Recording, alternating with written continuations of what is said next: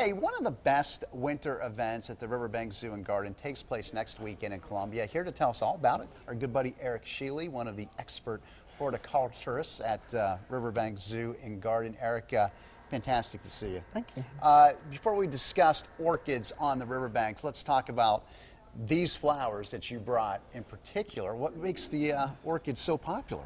Orchids they're notoriously hard to grow, but really they are very easy to grow if you know what to do. Orchids only bloom for a short period of time, usually a month or two.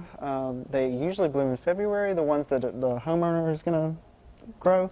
But this month is actually their debut month, so they're just incredibly beautiful, come in a lot of colors. Everybody loves them. How many orchids do you guys have at the zoo, at the garden? We don't grow that many actually, because we don't have a collection of them and we don't really have a place to display them. That's why we do the orchids on the riverbanks, to have people really see the diversity that can be grown in this state and South Carolina. But we don't actually have that many, and the South Carolina Orchid Society is very gracious to us and has a good program, and they come and display and judge their own. So you lead us right into the Orchids on the Riverbanks event, which is the weekend after this one, February 12th through the 14th. What can people expect to see that weekend? They can expect to see exhibits. They exhibit their own orchids, and the South Carolina Orchid Society, they will be out there judging their displays and judging individual orchids, and they'll have really beautiful stuff. Really, some of it very rare, some of it very expensive. You can also buy and purchase and get a lot of advice from experts in the field that are in this area. Yeah, you know, I think people don't realize how great this garden is at the zoo. I mean, it's we one love of the top 20 public gardens in the United States. We are very proud of it.